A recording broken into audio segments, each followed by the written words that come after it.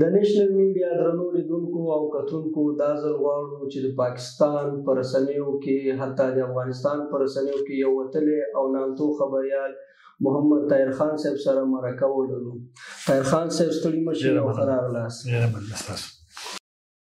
لومړی په موجوده حالاتو کې کوم هیواد د پرمختګ په لور روان دی، پاکستان که افغانستان؟ ګوره دواړه کوشش کوي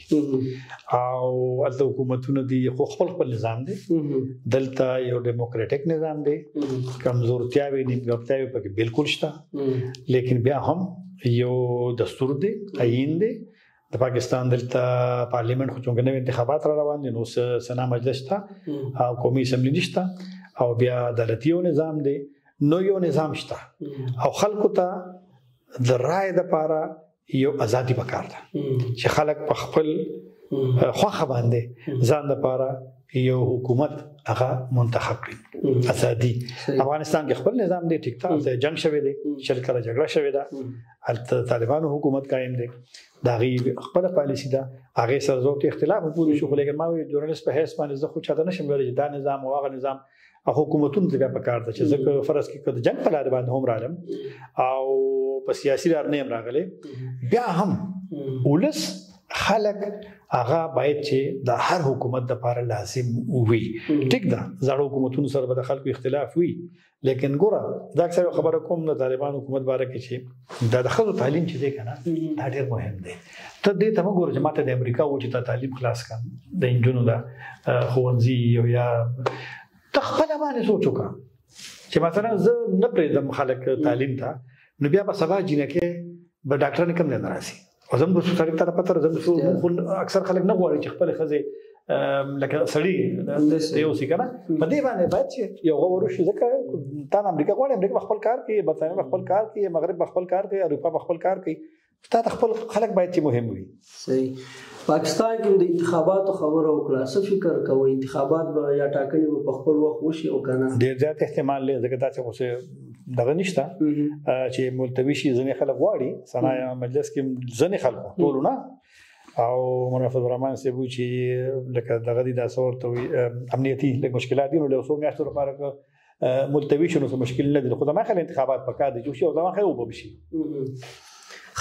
تاسو خپله د کوم ګوند ډلې حزب یا پارټۍ طرفدار یې په پاکستان کې؟ په صحافت کې دا کار ما تاسو ته ووایي چې جورنالیزم کې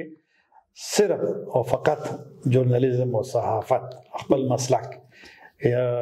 او هر پارټۍ ته احترام لرو، مشرانو ته احترام لرو، او دا جورنالیزم چې سیاست شروع کی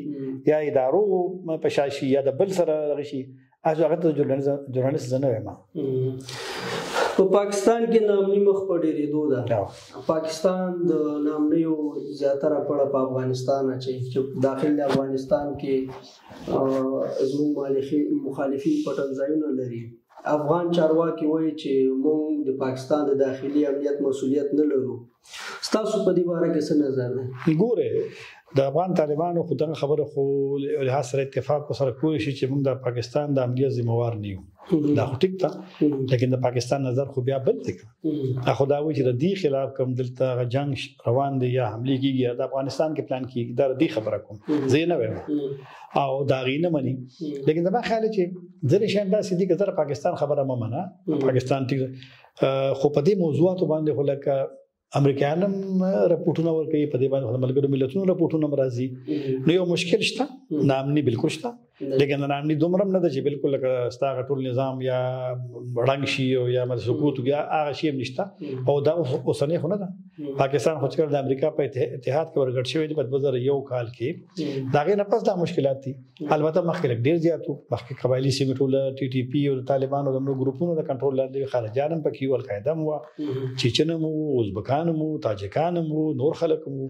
اوس هغه شی نشته. نو بهرحال مشکلات شته او ممکن ده چې مشکلات وی هم. سفر مولانا صاحب در افغانستان شما چطور ارزیابی میکنید؟ چه نظر دارید این مورد؟ ګوره سفر خو د مولانا فضل الرحمن دپاره شخصا او د هغه د پارټۍ جمعیت العلماء اسلام دپاره خو ډېر ګټور و، ځکه چې د طالبانو مشر سره په خپل هغه تایید کو چې هغه سره ملاقات شوی دی، او دا دویم خارجي دی مشر چې هغه د قطر وزیر اعظم تیر کال په مئی کې راغلی ملاقات شو اوس دی لاړ په هغه لحاظ سره مهم دی ټول چې کوم مهم مشران دي د طالبانو د حکومت هغه سره مولا فضل الرحمن یو ډېر پروتوکول ورته ورکړ نو په هغه لحاظ سره خو د دغه د پاره د پټه د پاره هم پاکستان د پاره اخو ورسته لکه پته ولې چې کله مولا فضل الرحمن سره بیان ورکړي یا دلته چې کوم دا اوس باندې ته یاد کړ باغې لیکن زما خیال چې یو ښه انداز کوته کتل غواړي او البته د افغان ولس به د مولانا فضل الرحمن نه لګي غوښتنې وي چې کوم نظام مولانا فضل الرحمن پاکستان کې خوخي او په خپل د پارلیمنت برخه ده په خپل د تعلیم ملاتړ کوي نو البته یو خواهش شو چې مولانا صاحب دا مسلې الته اغي سره کړي وي نو ممکن د ځینې خلک د ګیله منشي خو زما خیال دی چې سفر خو ترڅو هدا خو کو د پاکستان او د طالبان حکومت ترمنځ لګ تعلقات کې خواله راځي دلته حمله یا بنديږي یا کمیږي بیا به ډېر د مثبت پایلې به ولري صحیح چې باید شو به همغږي ارتباطات سیاسي پاکستان او افغانستان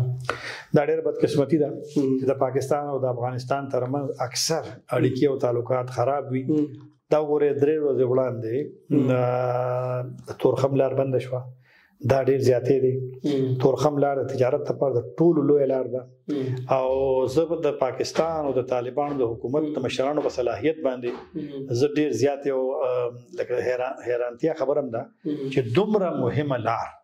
فقط په دې موضوع چې افغان ډرایورانو سره پاسپورت او ویزه نشته ټیک دی عمل حق لري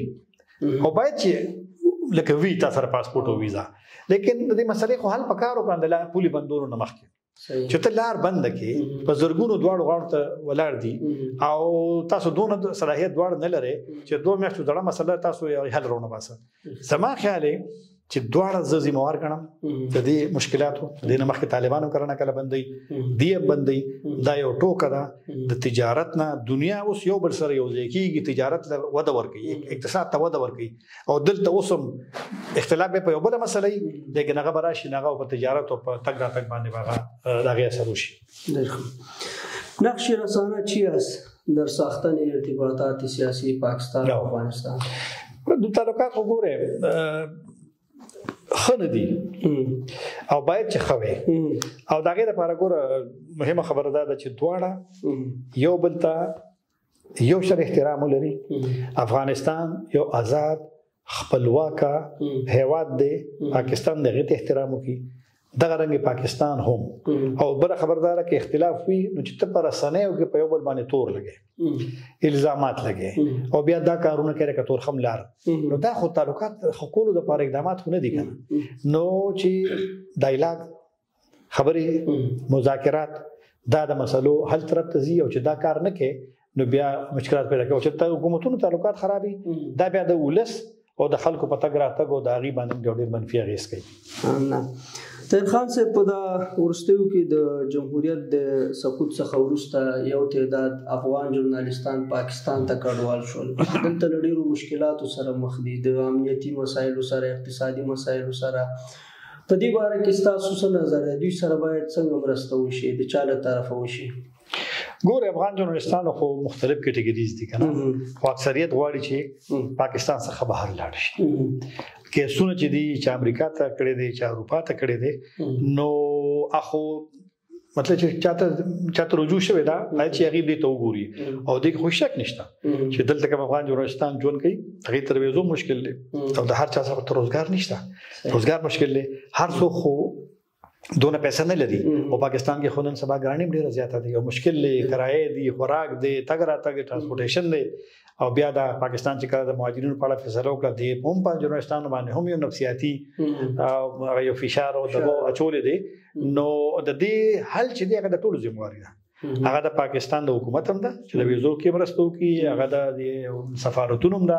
هغه د پاکستان د صحافتي تنظیمونو هم ده هغه د پاکستان د حکومت هم ده چې د دې مسلو حل راوباسي